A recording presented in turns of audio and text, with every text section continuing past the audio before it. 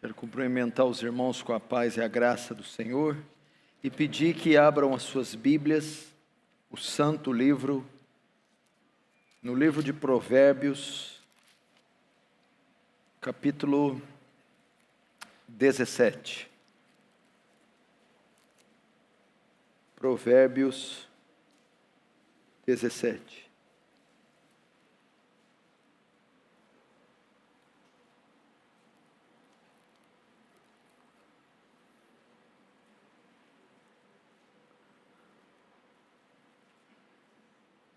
Para mim, mais uma vez, é uma honra e uma alegria estar com vocês.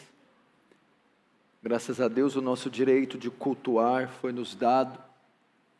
Que a graça de Deus possa fazer com que isso avance até voltarmos ao número total de pessoas presentes. Provérbios 17, verso 15.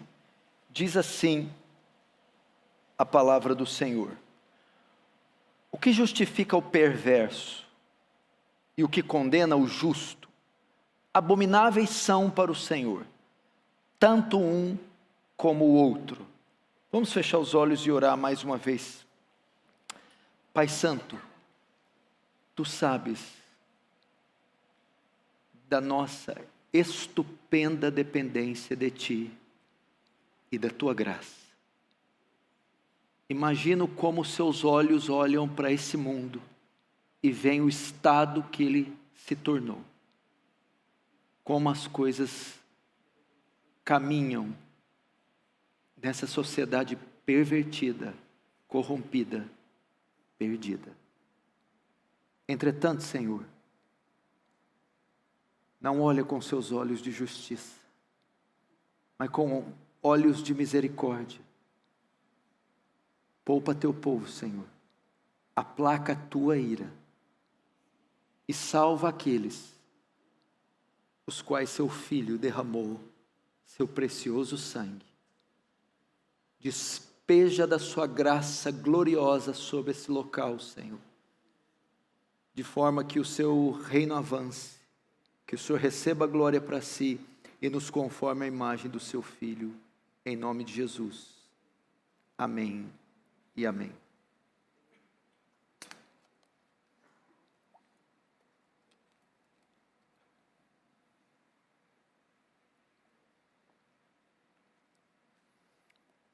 Irmãos, a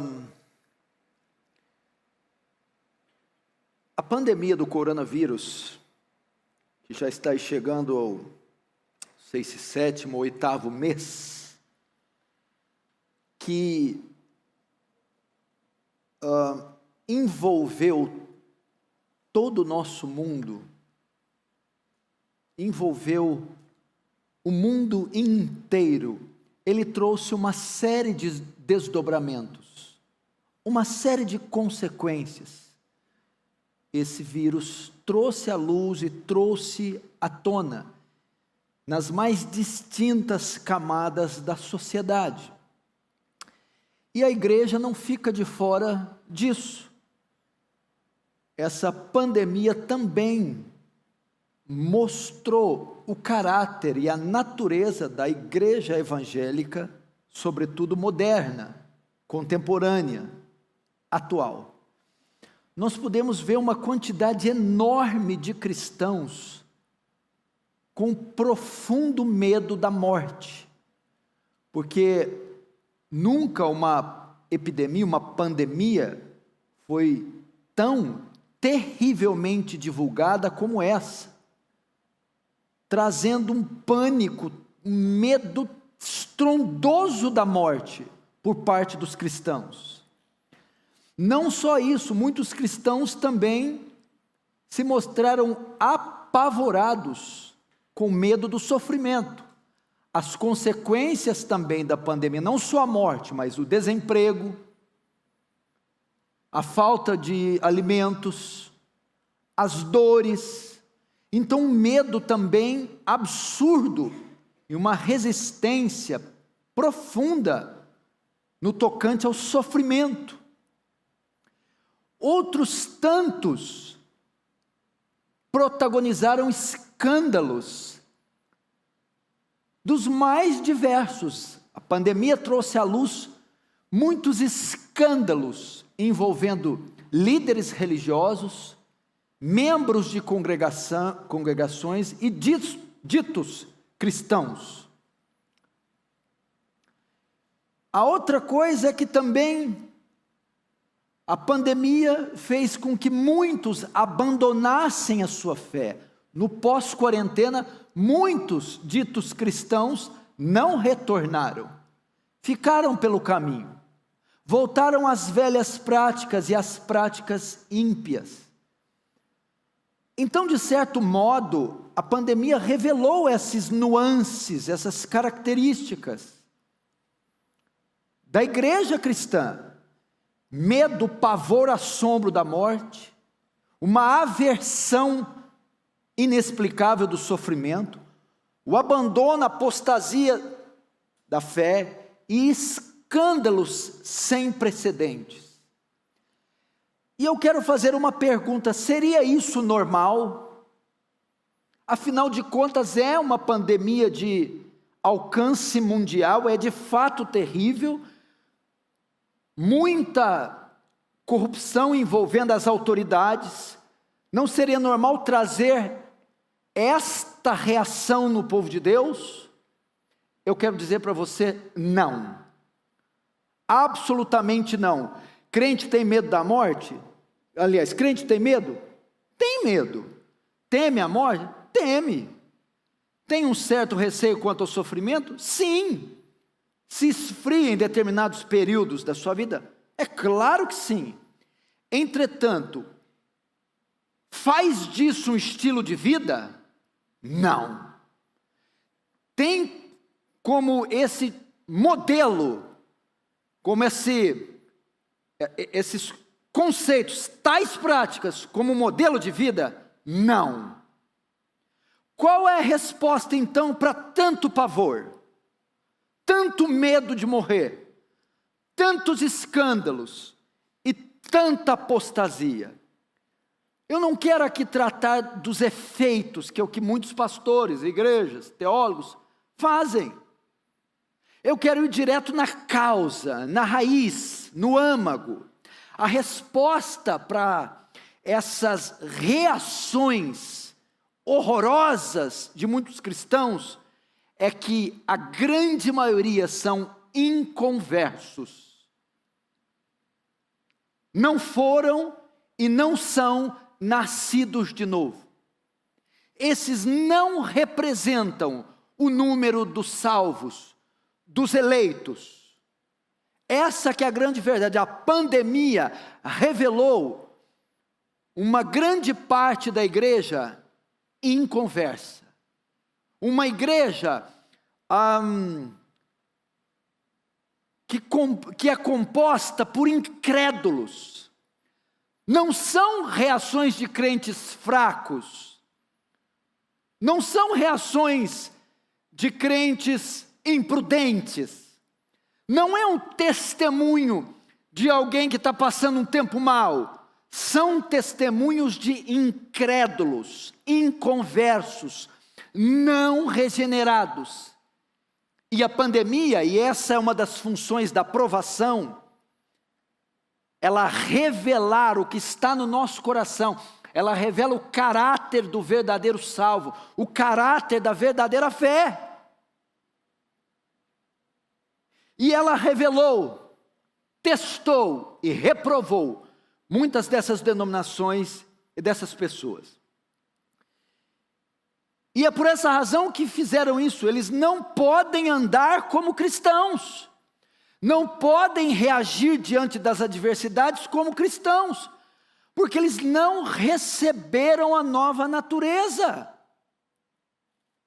Paulo foi bem claro: o homem natural, o incrédulo, não entende, não discerne as coisas do Espírito, a razão da nossa fé, a fé em Cristo, porque elas se discernem espiritualmente, ou seja, só com aquele que recebeu a mente de Cristo.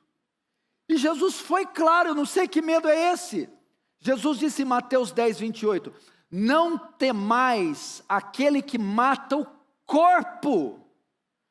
Não se amedrontem ante uma epidemia, uma pandemia, um assalto à mão armada, um câncer em fase terminal. Não deve ser essa a preocupação do crente.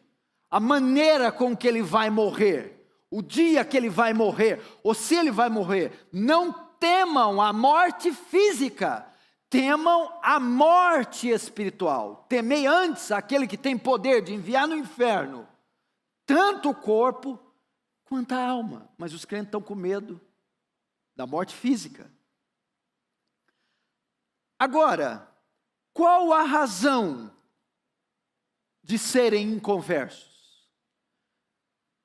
Qual é a razão para essa quantidade gigantesca de igrejas que se abre a cada esquina, a cada semana, e esse inchaço que dominou a nação brasileira, entretanto, de inconversos? Qual a razão disso? Primeiro temos que entender a natureza da salvação.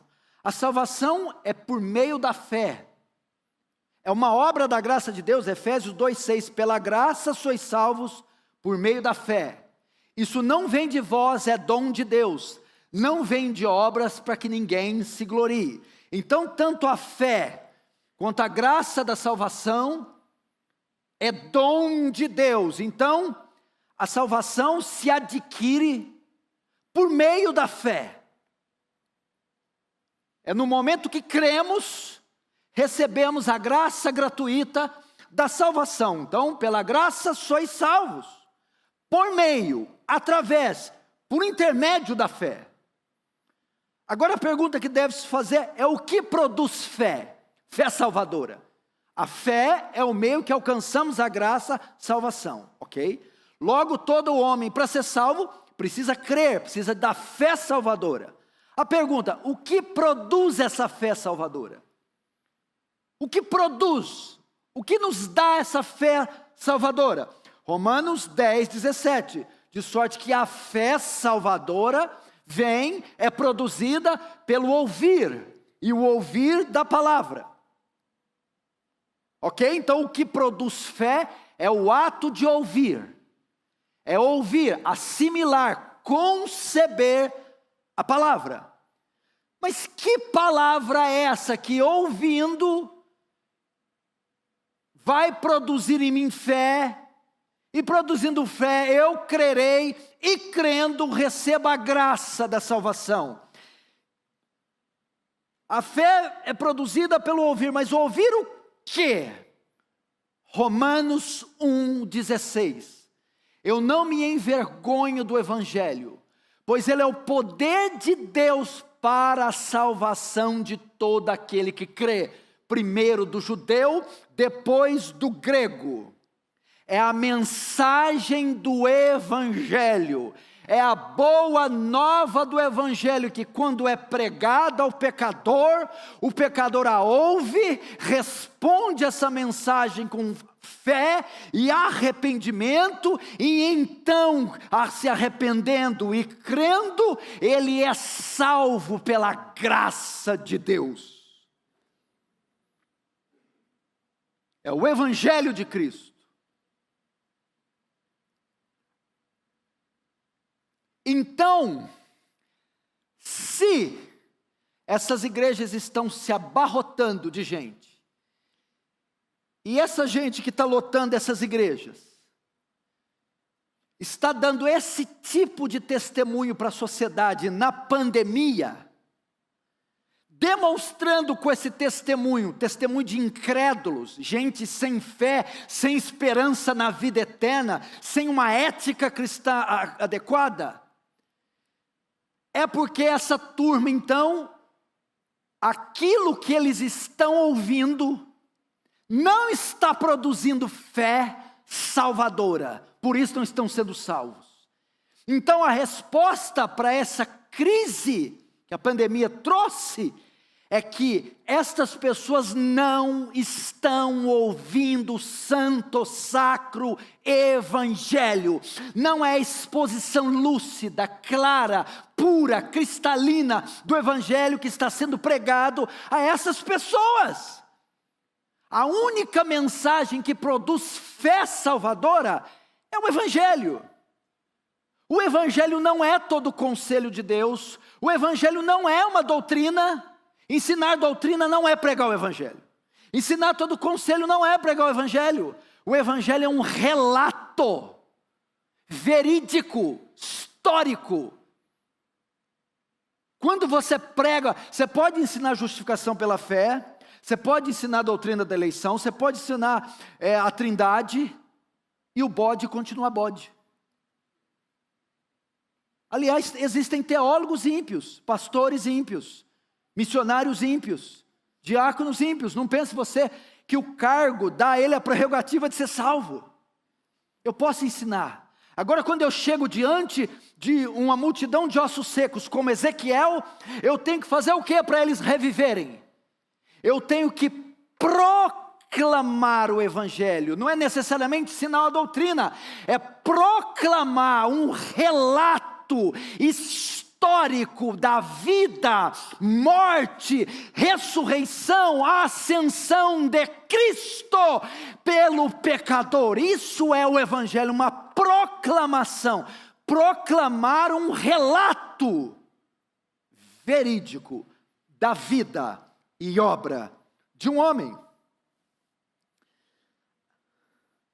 Agora, dentro de todo o conselho de Deus está o Evangelho. Mas não significa quando eu ensino certas doutrinas, eu estou necessariamente ensinando o Evangelho. Agora, o que é o Evangelho? O que é esse tal de Evangelho? Todo mundo fala desse Evangelho e você vai procurar nessas igrejas, cadê o bendito Evangelho?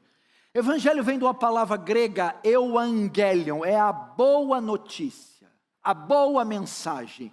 Então eu tenho que levar ao mundo ímpio esta boa mensagem. Agora a questão é, no que consiste esta boa mensagem? É a mensagem do quê? Que um Deus justo salva pecadores injustos através do seu Filho. É um Deus que justifica, perdoa pecadores injustos. É a mensagem de resgate, de redenção do transgressor, do pecador. Basicamente esta é a mensagem do Evangelho. Agora, para você entender o Evangelho, nós temos que ir no coração do Evangelho. Qual é o coração da mensagem do Evangelho? O núcleo, o âmago da mensagem. É exatamente o texto que nós abrimos. O que justifica o ímpio e o que condena o justo, tanto um como o outro são uma abominação para Deus. Agora, esse é o coração do Evangelho, por quê? Deus não pode fazer isso. Nós somos ímpios, fomos ímpios, pecadores. E o texto diz que quem justifica o ímpio, perdoa, passa por cima, e condena o justo, é uma abominação. Deus não pode justificar o ímpio, Deus não pode perdoá-lo, senão ele vai tornar uma abominação. Agora, a grande pergunta e o grande dilema da Escritura é esse: como Deus pode perdoar o transgressor, como Deus pode justificar o ímpio sem deixar de ser justo, sem se tornar uma abominação? Aqui está o coração do Evangelho. O juiz não pode simplesmente mandar abrir as portas das cadeias e soltar a bandidagem. Se bem que estão fazendo muito isso agora, né?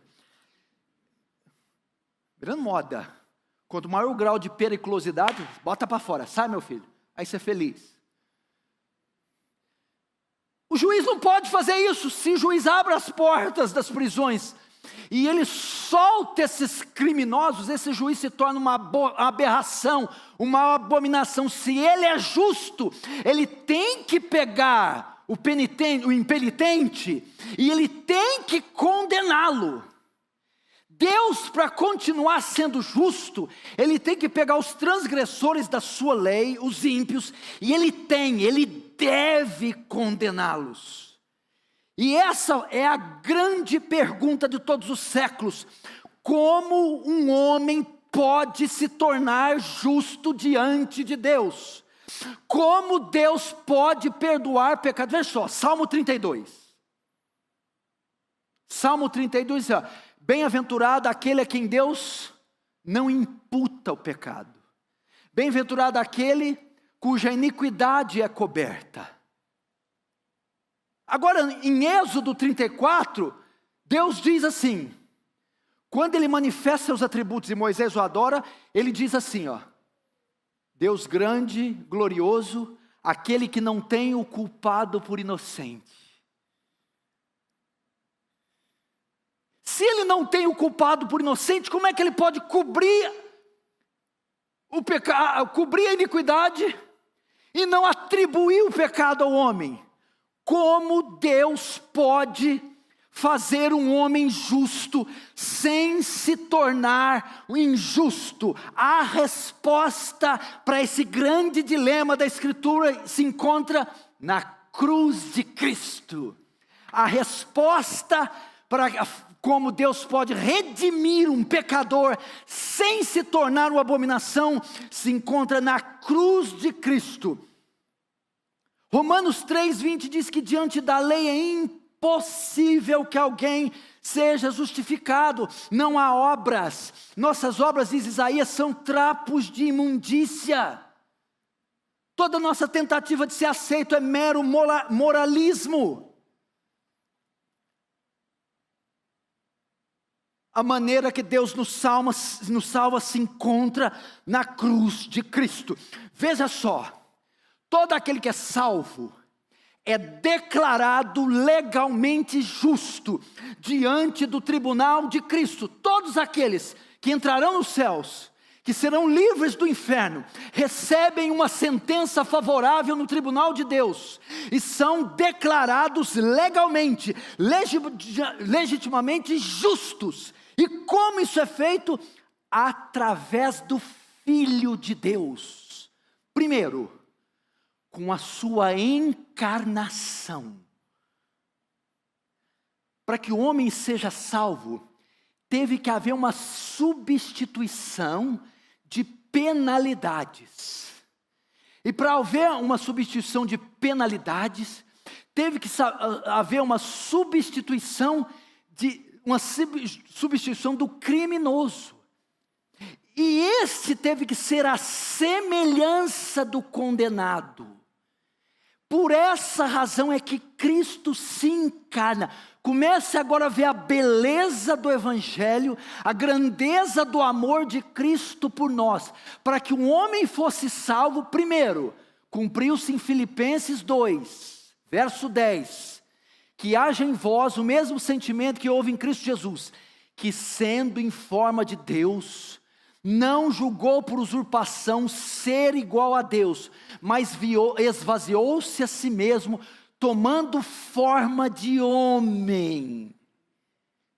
Se você estudar o milagre da encarnação, é algo estupendo. Ele era Deus, vivia na glória, autossuficiente, autoexistente, mas para salvar e redimir o pecador, ele se encarnou. Jesus teve ossos, nervos, músculos, pele, andou, transpirou, se cansou, sofreu, sangrou. Segundo, para nos salvar, tinha que ser um homem perfeito. Quando João Batista vai batizá-lo no Rio Jordão, João Batista se opõe ao batismo e diz a ele: eu que careço ser batizado por ti, e tu vens a mim? Jesus o repreende e diz: João Batista, convém cumprir toda a justiça de Deus. Jesus foi o único homem que obedeceu toda a lei de Moisés, todos os dias da sua vida, na íntegra, sem violar um tio, nem um jota dele. Foi um homem completamente justo. Então, ele se encarna para nos salvar. Estou dizendo o coração do Evangelho, que é o Evangelho. Como Deus justifica, perdoa o ímpio, sem deixar de ser justo. Resposta, a encarnação do verbo, a encarnação da divindade. Depois, a obediência irrestrita de Jesus. Jesus foi um homem perfeito. Terceiro,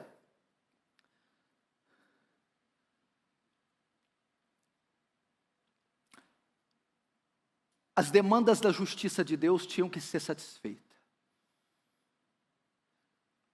A lei de Moisés estava clara, Hebreus diz que toda transgressão recebeu justo castigo. O que acontece no alto do madeiro? Jesus se encarna, vive uma vida perfeita e assume a nossa posição e a nossa identidade. E ele vai ser pregado na cruz. Quando ele é pregado na cruz, o que acontece na cruz? Quem viola a lei se torna transgressor da lei. O pecado é transgressão da lei. Quem transgride a lei é considerado culpado. Jesus na cruz, ele se faz transgressor da lei, ele se faz culpado. Ele leva sobre ele na cruz nossa culpa. Você quer ver o texto onde está isso? Segundo a Coríntios 5:21, aquele que não conheceu o pecado, por nós se fez pecado. Como Deus justifica o ímpio? Fazendo o seu próprio filho pecado em nosso lugar. Você talvez não entenda o que é isso. Para ele nos salvar, Cristo teve que se fazer pecado. Vamos dar uma ideia o que é se fazer pecado. Imagina uma neta sua, uma neta, ou uma filha, que tem de 0 a 5 anos no máximo. É a coisa mais linda, mais pura, mais mimosa que você já viu. Imagina ela ser roubada de você, ser violentada, abusada, submetida às piores coisas. Imagina essa criancinha ser violada, ser manchada, a sua integridade. Imagina que coisa abominável. Mas esse exemplo não dá para se comparar. O que aconteceu com Cristo? Ele é 1 milhão de vezes mais puro que essa criança. Ele não conheceu o pecado nem nos seus pensamentos. Mas no alto do madeiro ele se fez pecado. Você entendeu o que é isso? Aquele que não conheceu, a sua natureza não possuía uma mancha, mas na cruz, para Deus nos salvar, ele teve que se fazer pecado. Você entendeu o que é isso? Se você não consegue imaginar uma criancinha dessa nesse estado, imagina Cristo recebendo a mancha dos nossos pecados. O que mais aconteceu na cruz? Se ainda não bastasse ele ter sido feito pecado, Paulo, ele clareia mais profundo nessa caverna da revelação e diz que na cruz ele também foi feito uma abominação, porque Gálatas 3:3 diz: maldito todo aquele que não, deixa eu ler para não errar, Gálatas 3:13, veja só.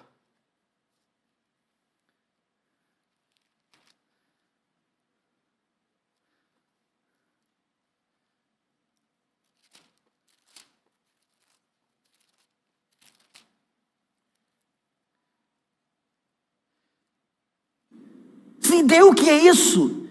Aquele que não conheceu. Cristo nos resgatou da maldição da lei, fazendo-se ele próprio maldição no nosso lugar. Porque está escrito, maldito todo aquele que for pendurado no madeiro. Ou melhor, é o verso 10, parte B. Maldito todo aquele que não permanecer em todas as coisas escritas no livro da lei para praticá-la. Até aí. O que quer dizer isso? Veja só. aquele que peca, não só se torna um transgressor, mas o texto diz que maldito todo aquele que não permanece. Maldito todo aquele que não permanece em todas as coisas escritas da lei. A quebra da lei não só o faz pecador, mas o faz maldito. E o texto prossegue: maldito todo aquele que for pendurado no madeiro. Qualquer rabino da época de Jesus conhecia Deuteronômio, que diz: o seu cadáver não ficará disposto no madeiro. Então, quando eles olham aquele homem galileu pregado numa cruz se dizendo Messias, eles conheciam bem o texto de Deuteronômio e viu: aquilo é uma abominação. Então ele não só se fez transgressor, mas se tornou uma abominação. Salmo 22, dizendo da cruz, ele mesmo diz: eu sou verme e não homem, opróbrio dos homens. Ele se tornou uma abominação. Então veja só, recebeu a mancha do pecado e se tornou uma abominação. Quarta coisa que aconteceu: por nos substituir, por se fazer pecado e uma abominação, ele se faz culpado. E por se fazer culpado, ele tem que pagar a penalidade do pecado. Entenda isso. É mais ou menos a ideia assim, ó. O pastor Erival foi acusado de 10 crimes hediondos. Estrangular e matar brutalmente 10 crianças. Ele é pego no 11º crime. E é réu confesso. Eu confesso os 11 crimes hediondos. Está sentado no banco dos réus. O juiz vai dar a execução e a pena. Quando o juiz vai bater o martelo, entra um outro homem na sala e diz: não! Não, meritíssimo. E ele vem e caminha dentro do júri, do tribunal. Olha para o Orival e diz: levante-se e saia daí. O Orival se levanta e sai. E esse homem pega e se assenta. Pode continuar, meritíssimo. O juiz diz: não, peraí. Ele é o culpado? Não, ele era. Eu assumi a culpa dele.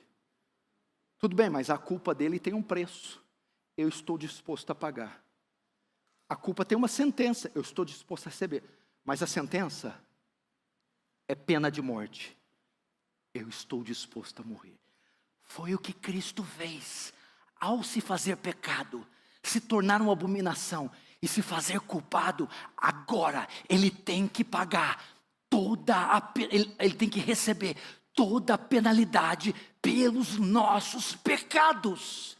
E com que ele tem que pagar? Com a própria vida. É nesse momento que um meteorito, 1 milhão de vezes maior que a Terra, 1 milhão de vezes mais pesado, iria se chocar com a Terra, e de repente uma muralha se coloca entre a terra e o granito, e ela dá com toda a força na muralha. Nenhum estilhaço pega na terra, mas a muralha não resiste, se faz em pedaços. Assim era a ira de Deus contra você e eu, imundos, miseráveis até o pescoço. E essa cólera 1 bilhão de vezes mais violenta e pesada que todo o universo vinha cair sobre nós. E quando ela vai colidir conosco, entre nós ia sair uma mão, se estende do lado, uma outra de outro, e ele, hasteado aquela cruz, recebe toda a cólera de Deus, toda a ira, de modo que nenhuma gota cai sobre mim, cai sobre você. Nenhuma. Entretanto, acontece algo interessante.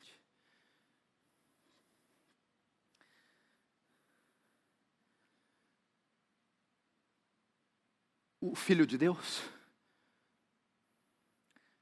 não resiste. ele morre. Ele morre. Nem todo sofrimento, toda dor, todo escárnio, toda vida de abnegação, nem o sangue eram suficientes para nos salvar. Ele tinha que dar a própria vida. Vida por vida está em Levítico. O nosso Senhor, o Rei dos Reis, o Senhor da igreja, não resistiu. O Pai requeriu até a sua última gota de sangue, requereu a própria vida do seu filho. E a Bíblia diz que no alto do madeiro, ele grita: está consumado. E depois diz: Pai, nas tuas mãos entrego o meu espírito. E tendo dito isto, expirou. Esse é o glorioso Evangelho. Não tem nada a ver com a vida aqui e agora, a cura do seu caroço, casa própria, casamento, nada dessa parafernália dos fundos dos infernos. Cristo morreu. Deixa eu ver o horário ali. Mais 5 minutinhos eu termino. Mas aconteceu algo fantástico naquela cruz, Arival. Olha como é que um pecador é salvo.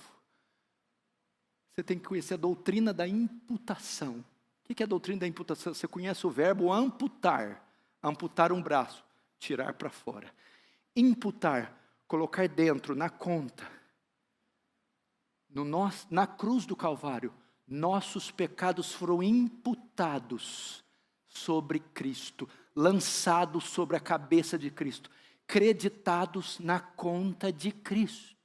Quando o Pai olha para nós, Ele não vê mais pecados, eles estão agora no Filho. Por isso o míssel da ira, quando vai cair em nós, não vê mais pecado, vê no Filho. O míssel se desvia e cai sobre o Filho, como um para-raio no alto do Gólgota. Entretanto, se foi só isso que aconteceu na cruz, não dá para nos salvar. Nos livra do inferno, porque não há culpa mais. Mas não nos dá entrada no céu, porque não temos mérito para ir para o céu. É que acontece outra coisa na cruz. A doutrina da dupla imputação.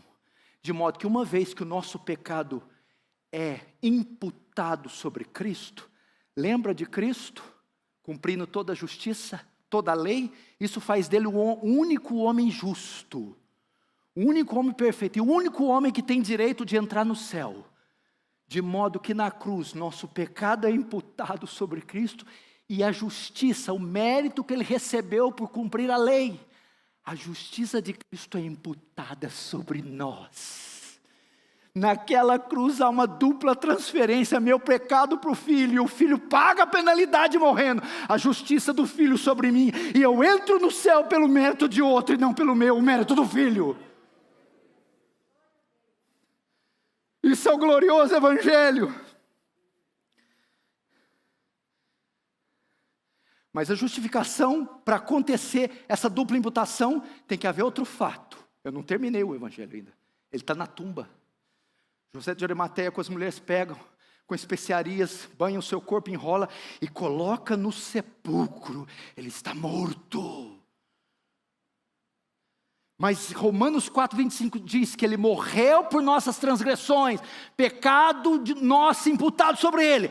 Mas no terceiro dia, as ânsias da morte não conseguiram soltar, começa a desatar as ânsias da morte. A pedra rola e ele ressuscita, segundo Romanos, para nossa justificação. Jesus ressurgiu dos mortos com um sacrifício perfeito, suficiente, que atendeu às demandas da lei de Deus, da justiça divina, e nos salva por completo.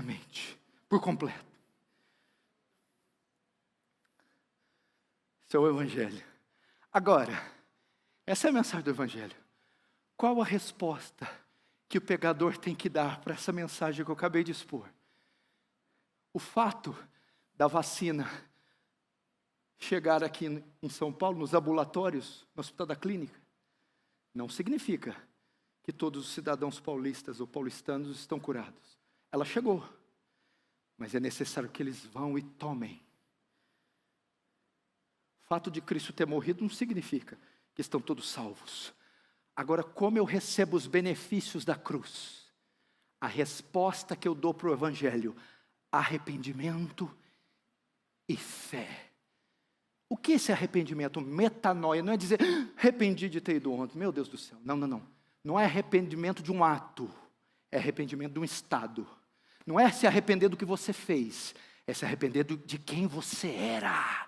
É um arrependimento, é uma mudança da sua cosmovisão. É dizer, tudo que eu fiz até agora estava errado. É voltar as costas para todo o estilo de vida que você levava. Eu me arrependo de ser o pai, o marido, o cristão, o profissional que eu fui. Eu não me arrependo de um ato, mas de um estado. Não do que eu fiz, mas de como eu fui. Segundo, fé. Não é a fé, eu creio no milagre. Não, não, não. É a confiança. Vou te dizer o que é a fé salvadora.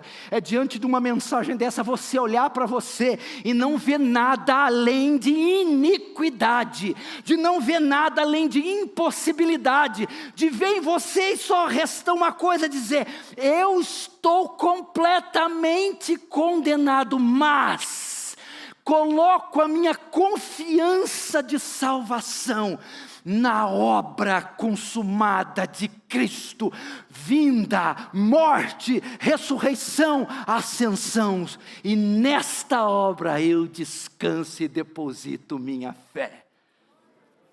Se você se arrepender e crer aqui agora, quem está me vendo pela TV, neste exato instante o martelo do céu é batido e você recebe uma sentença favorável e é declarado legalmente justo, e junto com os santos de 2000 anos você vai cantar, e agora nenhuma condenação há para os que estão em Cristo Jesus.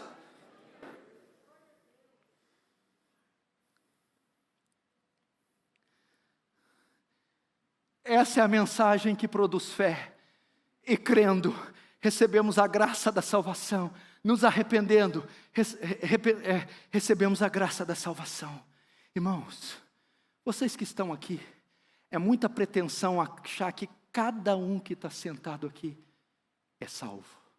É muita pretensão achar que 100% dos que estão assistindo pela internet são de fato regenerados, nascidos de novo, verdadeiros salvos. Pode haver uma grande possibilidade de um ou outro que está nos vendo aqui e agora ir para o inferno.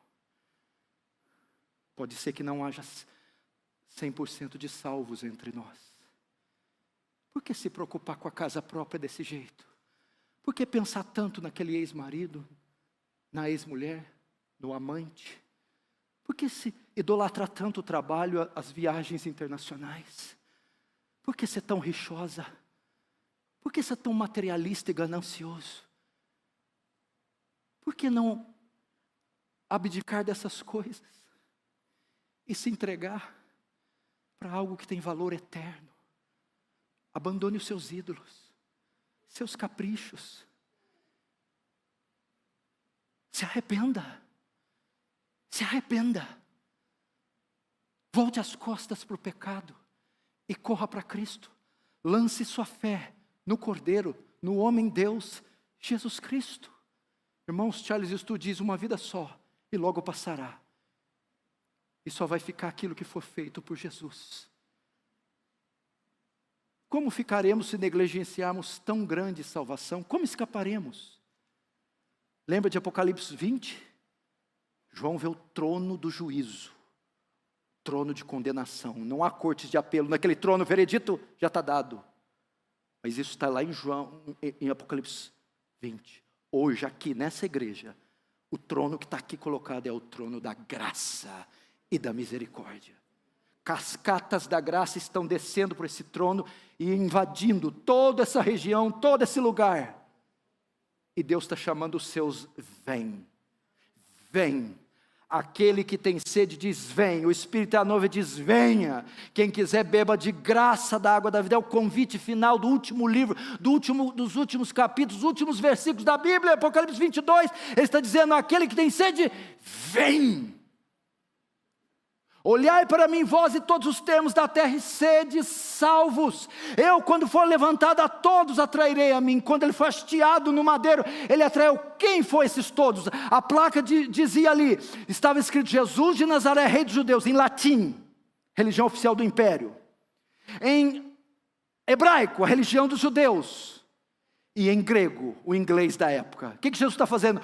Homens de todas as classes, tribos, épocas, etnias, estratos sociais, venham, venham, tem lugar para vocês, venham, o sangue alcançou você também, venha, hoje é o dia da salvação, venha, o Senhor está no meio de vós e é poderoso para salvar, venha. O que eu faço, pastor? Deixa os penduricalhos do pecado, atire-se a Ele com fé salvadora e seja salvo.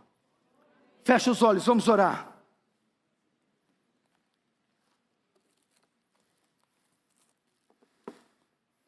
Querido Jesus, salva. Não queremos hoje pedir cura, prosperidade, libertação, felicidade, paz, portas abertas, finanças, projetos. Não. Salva. Apenas salva. Salva homens. Salva mulheres. Salva jovens. Salva os que pensam que são salvos e não são. Salva evangélicos. Salva católicos. Muçulmanos. Espíritas. Ateus. Testemunhos de Jeová. Cecebistas. Reformados. Salva o que não é salvo. Abre o coração deles como abriu de Lídia. Não confio que eles farão sozinhos. Abra os olhos para que vejam seus pecados, mas que vejam também a luz da salvação brilhando no alto daquele madeiro, sobre a pessoa bendita de Jesus, dizendo: está consumado. Pai, daqueles que o Senhor me deste, nenhum se perdeu. Ainda tem outras ovelhas que não são desse aprisco, que convém que sejam salvas, em o nome de Jesus. Amém. Amém.